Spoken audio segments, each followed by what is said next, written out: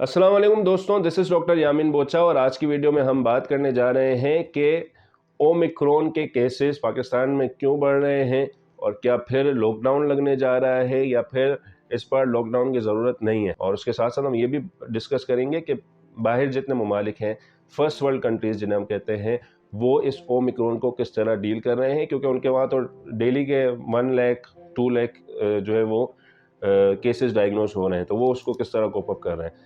देखिए, कनाडा में recent report ये आई है कि 47% जो केसेस हैं कोविड ओमिक्रॉन के, वो किसी और वजह से पेशेंट हॉस्पिटल में गया है और उसका कोविड टेस्ट किया है तो वो फिर कोविड पॉजिटिव आया है और उसमें ओमिक्रॉन आया है। और हमारे यहाँ भी ज़्यादातर यही हो रहा है कि आप भले सुन रहे होंगे कि 12% हो गया, पाकिस्तान में 12% तक जो है वो शरह चली गई या फिर जो है वो 20% तक चली गई। तो वो 20% का तखमीना या अंदाज़ा कैसे लगाते हैं, 5000 टेस्ट हुए, 5000 में 5000 में से 2000 पॉजिटिव आ गए या 1000 पॉजिटिव आ गए। तो 1000 केसेस जो थे उसका आप परसेंटेज निकालें तो वो 20% बनता है। 5000 में से 1000 केसेस, तो वो उसकी तरफ कह रहे हैं कि 20% लोगों में ओमिक्रॉन फैल गया, लेकिन वो 20% वो लोग हैं जिनका टेस्ट हुआ है। लेकिन अगर आप देखें, यूरोप में पिछले दिनों ही मैं रिपोर्ट पढ़ रहा था, वो कह रहे थे कि भाई अब हमने इसको एक फ्लू की तरह डील करना शुरू कर दिया है। यूके, यूएसए, वहाँ पे भी लॉकडाउन्स नहीं लगे। क्यों नहीं लगे? अफ्रीका में इतने केसेस हुए लेकिन वहाँ भी लॉकडाउन नहीं लगा। क्यों नहीं लगा वहाँ पे लॉकडाउन? रीज़न ये है कि ओमिक्रॉन वेरिएंट जो आया है उसमें मैंने पहले भी बताया था कि हॉस्पिटलाइजेशंस बहुत कम है।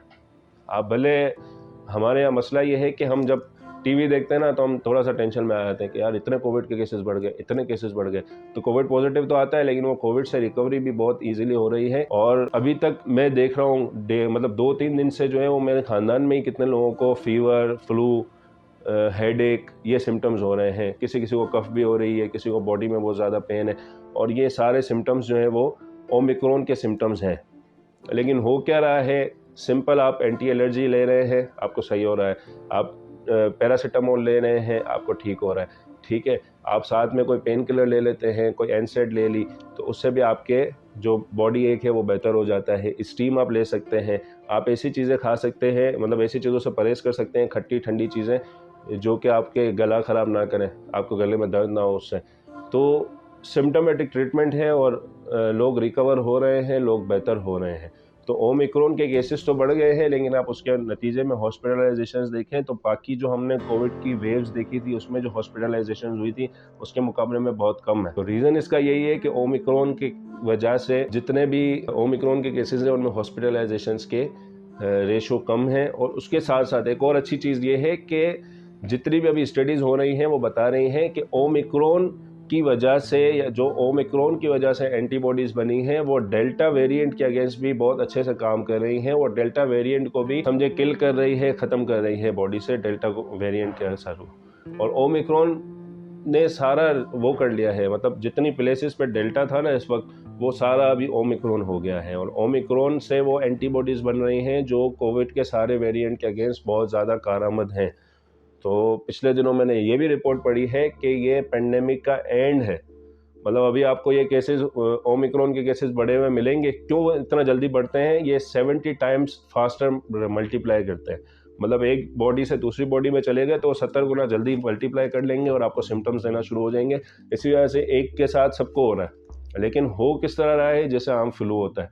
तो ये उम्मीद तो यही है इंशाल्लाह कि ओमिक्रॉन के बाद इंशाल्लाह और कोई वेव नहीं आएगी, हम यही उम्मीद करते हैं। और कोविड जो है वो फिर जिस तरह हम बाकी बीमारियों को डील करते हैं उसी तरह एक कोविड का भी बीमारी रह जाएगी और उसको उसी हिसाब से डील किया जाएगा।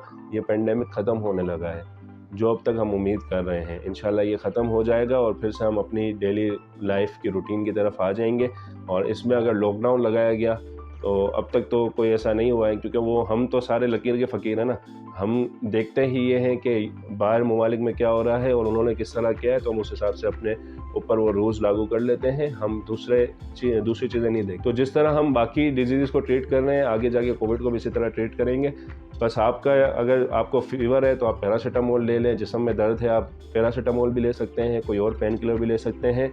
एंटी एलर्जी मुझे तो रिजिक्स टैबलेट चलती है, आपको जो एंटी एलर्जी सूट करती हो आप वो एंटी एलर्जी ले लें तो आपको नज़ला वगैरह उससे बेहतर हो जाएगा। और अगर आपको हेडेक हो रहा है तो वो हेडेक जो है वो नज़ला जम जाता है, उसकी वजह से हो जाता है। साइनसिस में कभी कभी साइनस आपके भर जाते हैं, जिसको हम साइनोसाइटिस कहते हैं, साइनस की इन्फ्लेमेशन, तो उसकी वजह से भी आपका सर भारी होता है, सर शदीद दर्द करता है। तो आप स्टीम लें, स्टीम दिन में 2 दफ़ा या आप 3-4 दफ़ा भी ले सकते हैं, 6 आवर्स के आप वक्फे से ले सकते हैं, तो स्टीम सारा आपका नज़ला निकाल देगा। तो जब नज़ला निकलेगा तो आपका हेड लाइट हो जाएगा, तो आपका हेडेक भी ठीक हो जाएगा, बॉडी पेन भी आपका अच्छा हो जाएगा और आप कुछ दिन के लिए रेस्ट कर लें। अगर आप बहुत ज़्यादा कंसर्न हैं कि भाई नहीं मुझे कोविड तो नहीं हो गया है, तो आप फिर कोविड का PCR भी करवा लें। अगर पॉजिटिव आता है तो 5 दिन के लिए आप क्वारंटीन भी हो सकते हैं। तो ये 5 दिन क्वारंटीन हो जाए, बाकी आपका इंशाल्लाह ये फ्लू सेट हो जाएगा। लेकिन इसके ये फ्लू जो है या ये जो सिम्टम्स आ रहे हैं उसके साथ अगर आपको कोई क्रोनिक डिजीज़ है, यानी आपको शुगर है, ब्लड प्रेशर है या कोई भी ऐसी डिजीज़ है जिसके लिए आप कंटिन्यूस दवाएं खाते हैं, तो आपने ये कोशिश करनी है कि इन दिनों में इस डिज़ीज़ को कंट्रोल रखना है। अगर ये कंट्रोल नहीं रखेंगे तो फिर हो सकता है कि आप कॉम्प्लिकेशंस की तरफ जाएं, वरना इंशाल्लाह ज़रूरत नहीं पड़ेगी कि आप हॉस्पिटल्स की तरफ जाएं। तो जब आप हॉस्पिटल्स की तरफ नहीं जाएंगे तो फिर एक टाइम आएगा कि ये कोविड की वेव भी गुजर जाएगी, हम सब सुकून में आ जाएंगे, इंशाल्लाह सब बेहतर हो जाएगा।